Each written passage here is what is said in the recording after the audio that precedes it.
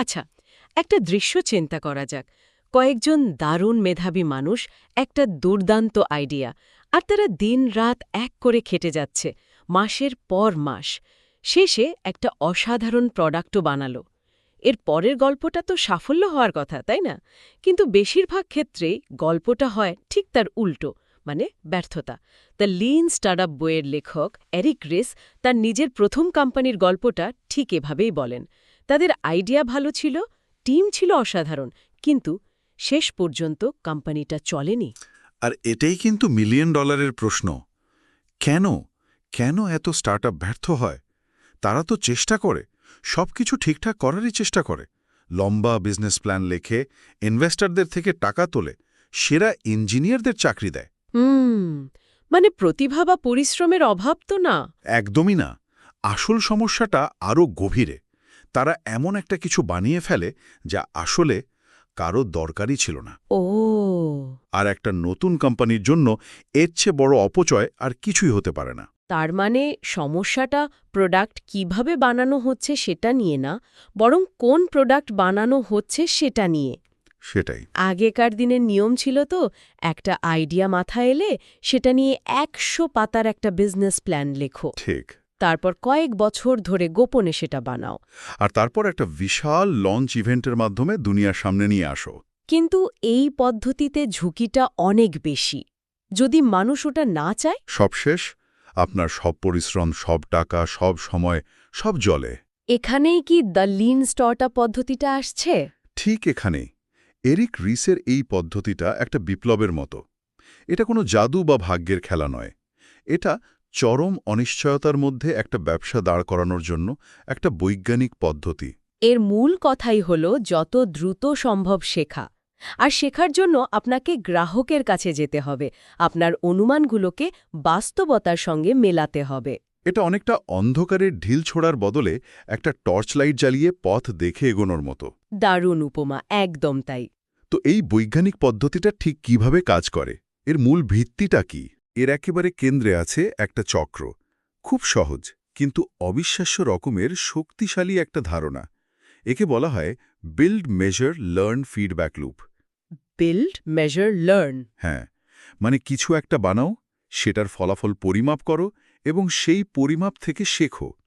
তারপর সেই শিক্ষাটা কাজে লাগিয়ে আবার নতুন কিছু বানাও। আর এই চক্রটা যত দ্রুত ঘোরানো যাবে, সফল হওয়ার সম্ভাবনাও তত বাড়বে। বিল্ড, মেজার, লার্ন, শুনতে তো বেশ সোজা লাগছে। কিন্তু প্রথম ধাপ, বিল্ড বা বানানো, এটাই তো সবচেয়ে কঠিন আর সময়সাপেক্ষ মনে হয়। একটা আইডিয়াকে প্রোডাক্টে রূপ দিতেই তো মাস বা বছর লেগে যায়। তাহলে চক্রটা দ্রুত ঘুরবে কিভাবে? চমৎকার প্রশ্ন। আর এখানেই লিন স্টার্টআপের সবচেয়ে বিখ্যাত ধারণাটা চলে আসে, মিনিমাম ভায়াবল প্রোডাক্ট বা সংক্ষেপে এমভিপি। এমভিপি? আর এখানেই সবচেয়ে বড় ভুলটা হয়। উদ্যোক্তারা ভাবে এমভিপি মানে একটা বাজে, অর্ধেক বানানো ফিচারবিহীন প্রোডাক্ট। কিন্তু আসলে তা নয়। একদমই নয়। আসল আইডিয়াটা হলো এমন একটা জিনিস বানানো যা দিয়ে সবচেয়ে কম পরিশ্রমে এবং সবচেয়ে কম সময়ে আপনার সবচেয়ে বড় অনুমানটা পরীক্ষা করা যায়। তার মানে এমভিপির মূল উদ্দেশ্য প্রোডাক্ট বিক্রি করা নয়, বরং শেখা। ১০০ ভাগ, ১০০ ভাগ। এই শিক্ষাকেই এরিক রিস বলছেন ভ্যালিডেটেড লার্নিং। পরীক্ষিত জ্ঞান। ঠিক। মানে আপনি আর অনুমান করছেন না যে মানুষ আপনার প্রোডাক্ট পছন্দ করবে কিনা। আপনি সরাসরি তাদের আচরণ থেকে প্রমাণ পাচ্ছেন। এমভিপি হচ্ছে সেই প্রমাণ জোগাড় করার যন্ত্র। এটা প্রোডাক্ট বানানোর বিষয় নয়, এটা নিজের ভুল ভাঙানোর বিষয়। নিজের ভুল ভাঙানো? এটা তো বেশ অন্যরকম দৃষ্টিভঙ্গি। কিছু বিখ্যাত কোম্পানির উদাহরণ দিলে ব্যাপারটা হয়তো আরও পরিষ্কার হবে। তাদের এমভিপিগুলো কেমন ছিল? অবশ্যই। ড্রপবক্সের গল্পটা ভাবুন। আজ আমরা সবাই ড্রপবক্স ব্যবহার করি, কিন্তু যখন এর প্রতিষ্ঠাতা ড্রু হিউস্টন এটা শুরু করেন, তখন ফাইল সিঙ্ক্রোনাইজেশনের টেকনোলজিটা ছিল সাংঘাতিক জটিল। পুরোটা বানাতে তো বছর লাগার কথা। একদম। তো তিনি কি করলেন? তিনি কোনো কোড না লিখে শুধু ৩ মিনিটের একটা ভিডিও বানালেন। শুধু একটা ভিডিও, প্রোডাক্ট না বানিয়ে? হ্যাঁ, শুধু একটা ভিডিও। সেই ভিডিওতে তিনি স্ক্রিন রেকর্ড করে দেখালেন যে ড্রপবক্স নামের একটা সফটওয়্যার কিভাবে কাজ করবে। তিনি এমনভাবে দেখালেন যেন প্রোডাক্টটা আসলেই তৈরি হয়ে গেছে। বাহ! ভিডিওটা তিনি টেকনোলজি কমিউনিটির কাছে শেয়ার করলেন। ফলাফল রাতারাতি তাদের ওয়েটিং লিস্ট ৫,০০০ থেকে ৭৫,০০০ হয়ে গেল। অবিশ্বাস্য। এই ভিডিওটাই ছিল তাদের এমভিপি। কোনো প্রোডাক্ট বানানোর আগেই তারা প্রমাণ করে ফেলল যে মানুষ এমন একটা সমাধানের জন্য পয়সা দিতে রাজি। মানে তারা এক লাইন কোড না লিখে তাদের ব্যবসার সবচেয়ে বড় ঝুঁকিটা পরীক্ষা করে ফেলল। আচ্ছা, জ্যাপোসের গল্পটাও তো বেশ মজার, তাই না? যারা অনলাইনে জুতো বিক্রি করে। একদম। এখন তো জ্যাপোজ মানে বিশাল ব্যাপার, $1 বিলিয়ন কোম্পানি। কিন্তু প্রতিষ্ঠাতা নিক সুইনমান যখন শুরু করেন, তার মনে একটাই বড় প্রশ্ন ছিল, মানুষ কি অনলাইনে জুতো কেনার মতো একটা অদ্ভুত কাজ করবে? সাইজ মিলবে কিনা, দেখতে কেমন লাগবে, এত চিন্তা বাদ দিয়ে। হ্যাঁ, প্রশ্নটা তো আসলেই গুরুত্বপূর্ণ। এত বড় একটা অনুমান পরীক্ষা করার জন্য তিনি কি করলেন? নিশ্চয়ই বিশাল একটা ওয়েবসাইট আর জুতোর গোদাম বানাননি। একদমই না। তিনি স্থানীয় জুতোর দোকানে যেতেন, জুতোগুলো ছবি তুলতেন, আর সেই ছবিগুলো একটা খুব সাধারণ ওয়েবসাইটে পোস্ট করতেন। আচ্ছা।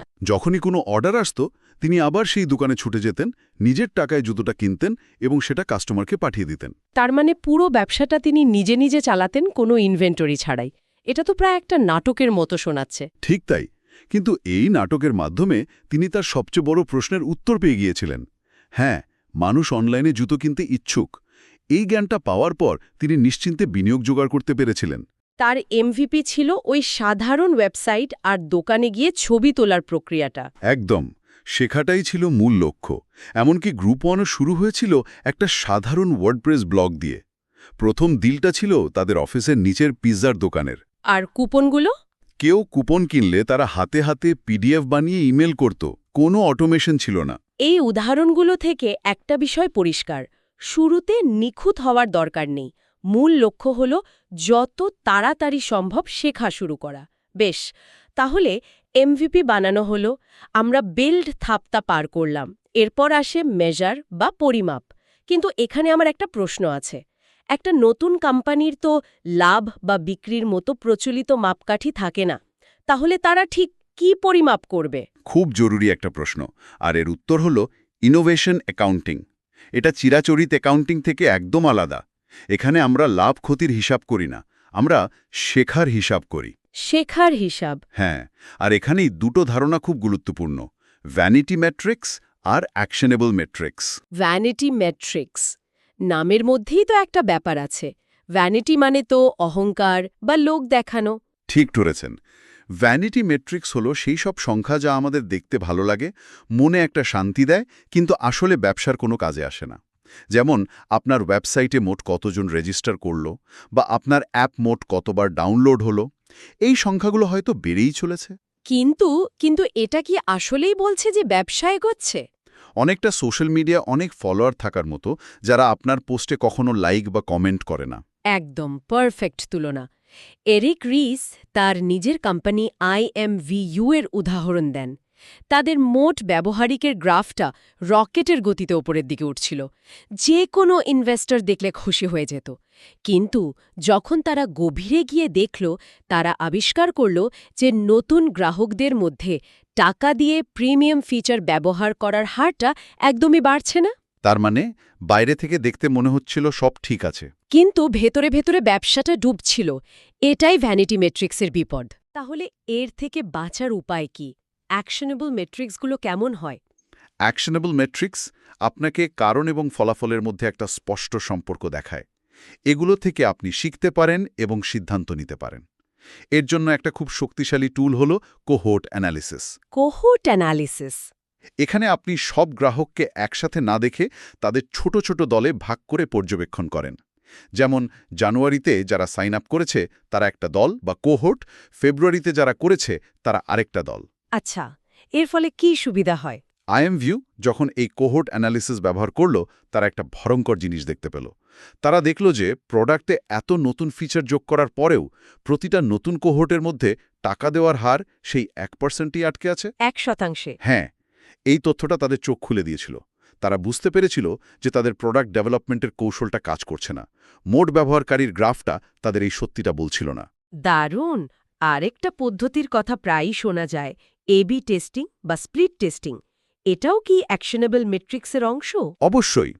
এখানে আপনি আপনার প্রোডাক্টের দুটো আলাদা সংস্করণ, মানে A এবং B, দুজন ভিন্ন গ্রাহক গ্রুপকে দেখান এবং তাদের আচরণের পার্থক্য পরিমাপ করেন।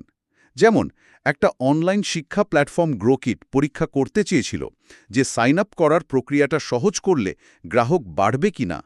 তারা একটা ফিচার তৈরি করল যার নাম ছিল লেজি রেজিস্ট্রেশন। যেখানে ব্যবহারকারীরা সাইন আপ না করেই প্রোডাক্ট ব্যবহার শুরু করতে পারত। একদম। তাদের অনুমান ছিল যে এটা গ্রাহকদের জন্য অনেক সুবিধার হবে এবং অনেকেই সাইটটা ব্যবহার করা শুরু করবে। আর পুরো টিম এটা নিয়ে নিশ্চিত ছিল, তাই না? হ্যাঁ, কিন্তু তারা অনুমানের ওপর ভরসা না করে একটা এবি টেস্ট করল। অর্ধেক গ্রাহককে আগে রেজিস্ট্রেশন করতে বলা হলো আর বাকি অর্ধেককে লেজি রেজিস্ট্রেশনের সুযোগ দেওয়া হলো। ফলাফলে দেখা গেল দুটো গ্রুপের আচরণের মধ্যে কোনো পার্থক্যই নেই। কিছুই না। কিচ্ছু না। এই একটা পরীক্ষা তাদের কয়েক মাসের সম্ভাব্য ভুল পরিশ্রম বাঁচিয়ে দিয়েছিল। তারা এমন একটা ফিচার বানানোর হাত থেকে বেঁচে গেল যা আসলে গ্রাহকদের কোনো কাজেই আসতো না। তাহলে বিল্ড হলো, মেজারও হলো। আমাদের হাতে এখন আসল ডেটা আছে, ভ্যানিটি ম্যাট্রিক্স নয়, অ্যাকশনেবল ম্যাট্রিক্স। এবার চক্রের শেষ ধাপ, লার্ন বা শেখা। এই ডেটা থেকে আমরা কি শিখব এবং সেই অনুযায়ী কি সিদ্ধান্ত নেব? এখানেই সবচেয়ে কঠিন কিন্তু সবচেয়ে গুরুত্বপূর্ণ সিদ্ধান্তটা নিতে হয়। এই পরীক্ষিত জ্ঞান বা ভ্যালিডেটেড লার্নিংয়ের উপর ভিত্তি করে আপনাকে দুটো পথের একটা বেছে নিতে হবে, পার্সিভিয়ার অথবা পিভট। পার্সিভিয়ার মানে তো লেগে থাকা, তাই না? আর পিভট? ঠিক। যদি আপনার ডেটা দেখায় যে আপনার কৌশল কাজ করছে, মেট্রিক্সগুলো ভালো হচ্ছে, তাহলে আপনি সঠিক পথেই আছেন। আপনার কাজ হলো সেই পথেই আরও দ্রুত এগিয়ে যাওয়া, অর্থাৎ পার্সিভিয়ার করা। আর যদি না করে? কিন্তু যদি ডেটা দেখায় যে আপনার মূল অনুমানগুলো ভুল, কৌশলটা কাজ করছে না, তখন আপনাকে পিভট করতে হবে। কিন্তু পিভট করা আর ব্যর্থতা স্বীকার করা, এই দুটোর মধ্যে পার্থক্যটা কোথায়? অনেকেই তো এটাকে হাল ছেড়ে দেওয়া ভাবতে পারে। এটা একটা খুব সাধারণ ভুল ধারণা। পিভট মানে হাল ছেড়ে দেওয়া নয়। পিভট মানে হলো আপনার মূল ভিশন বা লক্ষ্যটা ঠিক রেখে সেটা অর্জন করার জন্য আপনার কৌশল বা রাস্তাটা বদলে ফেলা। এটা একটা বুদ্ধিদীপ্ত সংশোধন, ব্যর্থতা নয়। আপনি একটা হাইপোথিসিস বা অনুমান পরীক্ষা করছিলেন, সেটা ভুল প্রমাণিত হয়েছে, তাই এখন আপনি একটা নতুন হাইপোথিসিস পরীক্ষা করবেন। এমভিওর গল্পে ফেরা যাক। তারা তো কোহর্ট অ্যানালিসিস থেকে বুঝেছিল যে তাদের কৌশল কাজ করছে না। তারা কি পিভট করেছিল? হ্যাঁ, এবং তাদের পিভটটা ছিল অসাধারণ। তাদের প্রাথমিক আইডিয়া ছিল যে তারা একটা অ্যাড অন বানাবে যেটা মানুষ তাদের বিদ্যমান মেসেজিং অ্যাপ যেমন AOL বা MSN মেসেঞ্জারের সাথে ব্যবহার করবে। তাদের অনুমান ছিল মানুষ তাদের পুরনো বন্ধুদের সাথে 3D অ্যাভাটার দিয়ে চ্যাট করতে চায়। ঠিক। কিন্তু ডেটা এবং গ্রাহকদের সাথে সরাসরি কথা বলে তারা বুঝতে পারে যে তাদের মূল অনুমানটাই ভুল ছিল। মানুষ তাদের পরিচিত বন্ধুদের সাথে 3D অ্যাভাটার ব্যবহার করতে লজ্জা পাচ্ছিল। তারা বরং এটা ব্যবহার করতে চাইছিল নতুন মানুষের সাথে পরিচিত হওয়ার জন্য, একটা নতুন পরিচয়। ফলে IMVU একটা অ্যাড অন না হয়ে একটা সম্পূর্ণ স্বতন্ত্র 3D চ্যাটিং নেটওয়ার্কে পিভট করল। এই একটা সিদ্ধান্তই তাদের কোম্পানিকে বাঁচিয়ে দিয়েছিল। ওয়াও! তার মানে তারা তাদের গ্রাহকদের কাছ থেকে শিখে পুরো ব্যবসার মডেলটাই বদলে ফেলেছিল। এই পুরো আইডিয়াটা, দ্রুত বানানো, পরিমাপ করা, শেখা এবং দরকার হলে পিভট করা, এটা তো গ্যারেজে বসে থাকা উদ্যোক্তাদের জন্য দারুণ। কিন্তু একটা বড় প্রতিষ্ঠিত কোম্পানি কি এভাবে কাজ করতে পারে? তাদের তো অনেক নিয়মকানুন, অনেক স্তর। এটা তো তাদের জন্য প্রায় অসম্ভব মনে হয়। আপনার কথাটা একদম ঠিক। বড় কোম্পানিতে এটা করা অনেক কঠিন, কিন্তু অসম্ভব নয়। আর যারা এটা করতে পারে তারাই বাজারে টিকে থাকে।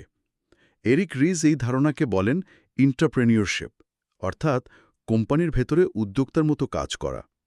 এর একটা অসাধারণ উদাহরণ হল ইনটুইট কোম্পানি। ইনটুইট? ওরা তো টার্বোট্যাক্স সফটওয়্যার বানায় যেটা দিয়ে আমেরিকায় মানুষ ট্যাক্স ফাইল করে। ওটা তো একটা বিশাল আর সফল প্রোডাক্ট। ঠিক। আর সেখানেই মজাটা। ইনটুইট বুঝতে পারছিল যে পৃথিবী মোবাইলের দিকে ঝুঁকছে। তারা ভয় পাচ্ছিল যদি তারা নিজেরা মোবাইলের জন্য সহজ একটা ট্যাক্স সফটওয়্যার না বানায়, তাহলে অন্য কোনো স্টার্টআপ এসে তাদের বাজার দখল করে নেবে। তাই তারা কোম্পানির ভেতরে একটা ছোট টিমকে দায়িত্ব দিল তাদের নিজেদের প্রোডাক্ট টার্বোট্যাক্সের একটা প্রতিযোগী বানানোর জন্য। 1 মিনিট, নিজেদের সফল প্রোডাক্টের সাথেই প্রতিযোগিতা করা? এটা তো ব্যবসার দিক থেকে ক্ষতিকর মনে হতে পারে। ম্যানেজমেন্ট এটা কিভাবে মেনে নিল? কারণ তারা দীর্ঘমেয়াদী চিন্তা করছিল। একে বলে ইনোভেশন ডিলেমা। যদি আপনি নিজেকে চ্যালেঞ্জ না করেন তাহলে বাইরের কেউ এসে আপনাকে বাজার থেকে সরিয়ে দেবে। তাই তারা ওই ছোট টিমকে একটা স্বাধীনতার দ্বীপ বানিয়ে দিল। স্বাধীনতার দ্বীপ। হ্যাঁ, তাদের ওপর কোনো লাভের চাপ ছিল না, কোনো প্রথাগত মেট্রিক্সের চাপ ছিল না। তাদের একটাই লক্ষ্য ছিল লিন স্টার্টআপ পদ্ধতি ব্যবহার করে শেখা এবং মোবাইলের বাজারটা ধরা। এই পরীক্ষা থেকেই জন্ম নিয়েছিল স্ন্যাপট্যাক্স অ্যাপটি, যা পরে অমচম সফল হয়। তার মানে বড় কোম্পানিরাও ছোট ছোট স্বাধীন টিম তৈরি করে এই পদ্ধতিটা কাজে লাগাতে পারে। এটা তো পুরো চিন্তার জগৎটাই বদলে দেবার মতো। তাহলে এই পুরো আলোচনা থেকে যদি মূল বিষয়গুলো তুলে আনতে চাই, আমার মনে হচ্ছে এটা শুধু একটা মেথোডোলজি নয়, এটা একটা মাইন্ডসেট। একদম। যদি সংক্ষেপে বলি তাহলে 3টে মূল শিক্ষা। প্রথমত, build, measure, learn feedback loop. এটা হলো দ্রুত পরীক্ষা করে শেখার ইঞ্জিন। দ্বিতীয়ত, মিনিমাম ভায়াবল প্রোডাক্ট বা MVP। এটা হলো সেই ইঞ্জিন চালু করার জ্বালানি যা দিয়ে সবচেয়ে কম খরচে শেখা শুরু করা যায়। আর তৃতীয়ত, ভ্যালিডেটেড লার্নিং। এটা হলো সেই জ্ঞান যা অনুমানের বদলে বাস্তব ডেটার ওপর দাঁড়িয়ে থাকে এবং আপনাকে পিভট বা পারসিভিয়ার করার সিদ্ধান্ত নিতে সাহায্য করে। এর মূল উদ্দেশ্যটাই তাহলে ঝুঁকি কমানো, ব্যর্থতাকে উদযাপন করা নয়, বরং ব্যর্থতাকে যতটা সম্ভব দ্রুত, সস্তায় এবং চুপচাপ এড়িয়ে যাওয়া। আপনি একদম সারমর্মটা বলে দিয়েছেন। এটা ব্যর্থতাকে একটা শেখার সুযোগে রূপান্তরিত করে, আর একটা নতুন উদ্যোগের জন্য এই শেখার চেয়ে মূল্যবান আর কিছুই হতে পারে না। এই ধারণাগুলো তো ব্যবসার জগতে দারুণভাবে প্রযোজ্য। কিন্তু আলোচনার শেষে একটা প্রশ্ন মাথায় আসছে, যদি এই দ্রুত পরীক্ষা এবং শেখার চক্রটি আমরা আমাদের নিজেদের জীবন বা ক্যারিয়ারে প্রয়োগ করি, একবার ভাবুন তো, আমাদের বর্তমান ক্যারিয়ার বা ব্যক্তিগত কোনো প্রকল্পে আমাদের সবচেয়ে বড় অনুমানটা কি, যার উপর সবকিছু নির্ভর করছে? আর সেই অনুমানটা পরীক্ষা করার জন্য সবচেয়ে সহজ, সবচেয়ে ছোট পদক্ষেপটা আমরা আগামী 1 বছরে নয়, বরং এই সপ্তাহেই নিতে পারি।